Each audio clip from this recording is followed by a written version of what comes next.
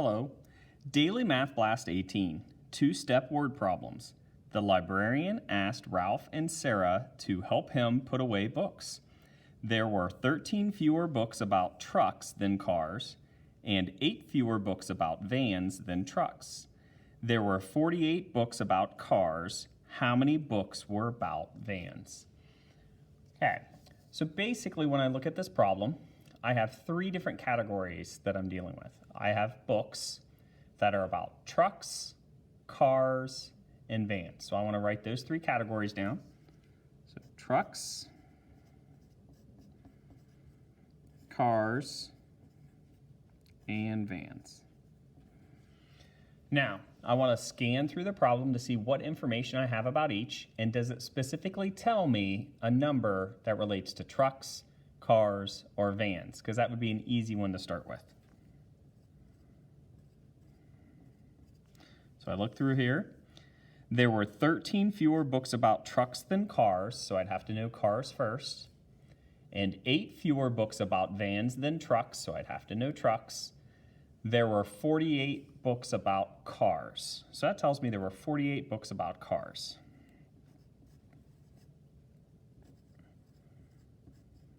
So now remember, I want to find out vans, but if I look up here, 8 fewer books about vans than trucks, so I have to figure out trucks first. So now I look at the problem and see, what do I know about trucks? Well, right here, 13 fewer books about trucks than cars. So if 13 fewer, so that means you take the number for cars, and we want 13 fewer, so we're going to take away 13 of those. So 48 minus 13. So that's the problem I have to solve now. So 48 minus 13. Well, I'm going to use the arrow method. So I'm going to start at 48. Now remember, you can choose a different method, or if you go with the arrow method, your errors may be different than mine. So I'm looking at 13. Well, I'm going to take away my 3 ones because I know I have 8 ones, so I have plenty of ones. So I'm going to take away the 3 ones. So 48 minus 3, 8 ones minus 3 ones is 5 ones. So 4 tens, 5 ones. Well, now I don't want to take away just 3. I need to take away 13, which is 3 ones and a 10. So I still need to take away the 10. So I want to take away the 10. So I have 4 tens minus 1 10 would be 3 tens, and then the 5 ones stay. So 5 ones. So that tells me there were 35 books about trucks. So now I can go back here, and it said 8 fewer books about vans than trucks. So I'm going to start with the number of books for trucks.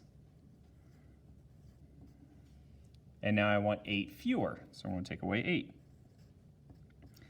Well, since I used the arrow method here, I'm going to stay with the arrow method. So 35, and now I need to draw arrows, and I'm going to take away a total of 8. So I'm going to take away 5. I'm going to take away all 5 ones. So that leaves me with 30. Now I need to take away 8. Well, since I took away 5, I know 8 minus 5 is 3, so I still have 3 more ones I need to take away. So 30 minus 3, that is 27, because I'm going to break apart a 10, take 3 away, that leaves me 7, and 3 tens minus 1 10 is 2 tens, so 27. So what that tells me is this is 27. So there were 27 books about vans. Okay. Now remember, this is just one way that you could solve this problem. But I do want to point out one thing that we should be consistent about is breaking this down into categories. So trucks, cars, vans. And notice by the way I organize my work, it's very easy for the teacher to see my work for cars, which I was told in the problem, then my work for trucks, where I did the 13 fewer, and where I did the work for vans, where it was 8 fewer. So it's easy kind of to follow my thinking. Add or subtract 10 or 100. So in this problem, in my case, I'm adding 10, and I'm taking away a 100. Now remember, your strategy may be different than mine. I'm going to use the place value strategy for this one. So I have hundreds, tens, and ones. Now I need to start by building 315. So 1, 2, 3, 4, 5 ones, 1 10, and 3 hundreds. Now I'm adding 1 10. So I'm going to put a 10 here. And now I'm going to start counting right to left. 1, 2, 3, 4, 5 ones, 2 10s, 3 hundreds. So 325. Now I'm going to use the place value strategy over here. So hundreds, tens, and ones. So 463, 1, 2, 3 ones, 1, 2, 3, 4, 5, 6 tens, 1, 2, 3, 4 hundreds. Now notice I do them in like a 10 frame, so rows of 5, makes it quick and easy to count. Now here, I was adding a 10, so I put another 10. Here I'm taking away a 100, so I'm going to cross out a 100, so 100. And now I'm just going to count up again. So 1, 2, 3, 3 ones, 6 tens, and 3 hundreds. So 363. Okay. Now that's how you use the place value strategy. Remember, you can use any strategy that you're comfortable with, but you must show your work. So you can't just write 325. You must show some calculations. So place value, arrow method, some way for the teacher to follow the thinking that's going on. Use addition within 100 to solve word problems on a number line. A building is 80 feet tall. A nearby tree is 45 feet tall. How much taller is the building? Show how you solve the problem on the number line. So here I am required to use the number line because that's part of the standard. It says word problems on a number line. So let's just use a little quick model. A building is 80 feet tall. So let's go here, right there. So I'm right there, 80. Just gonna draw me a real quick building so I can kind of visualize it. So that's how tall that building is. A nearby tree is 45 feet tall.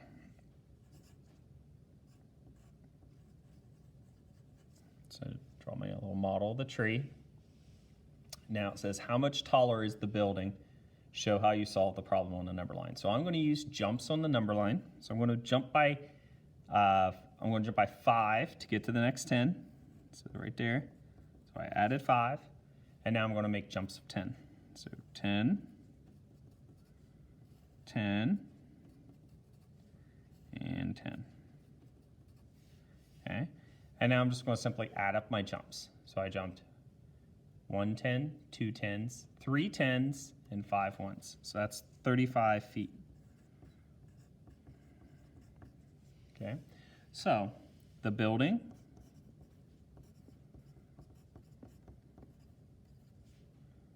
is 35 feet taller.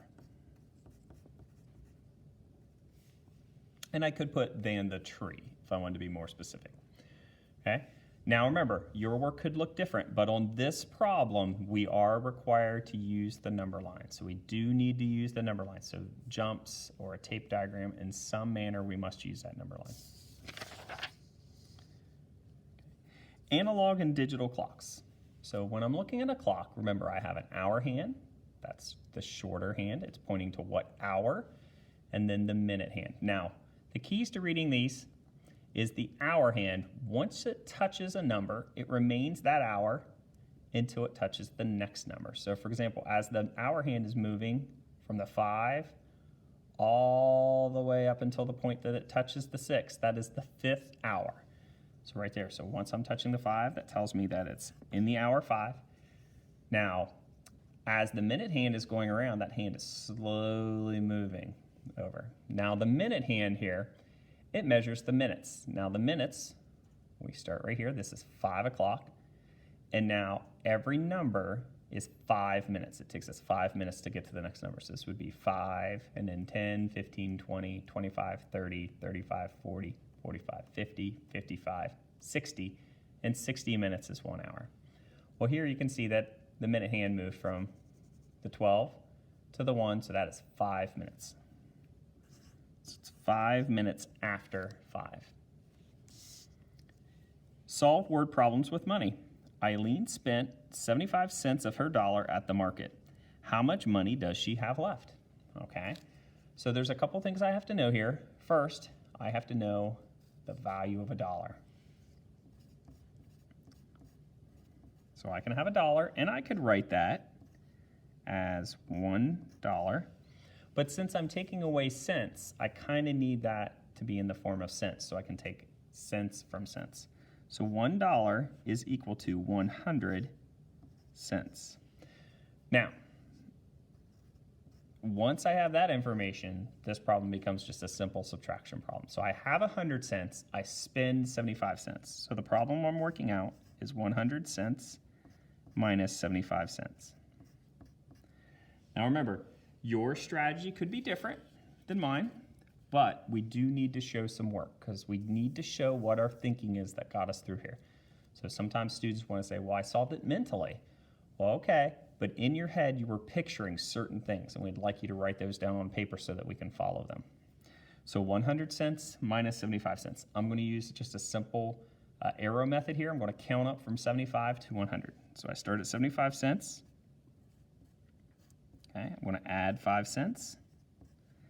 And that makes 80 cents. Now I'm going to make a jump of 10 cents. That gets me to 90 cents. And I'm going to make a jump of 10 cents. And that's going to get me to 100 cents. So that gets me to the dollar. So how far apart, because that's one way of looking at subtraction, is I want to know the distance between 100 cents and 75 cents. So how far apart are these?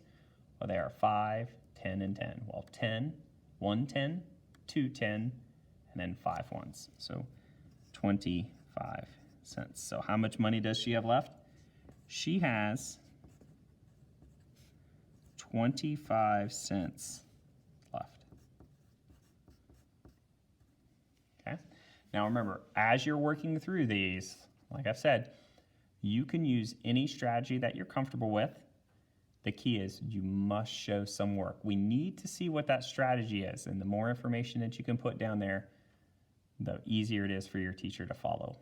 Okay? The only one where we were kind of required to use a particular strategy was the number line. I had to use that number line in some way because it is part of the standard. Okay? This was Daily Math Blast 18. Thank you.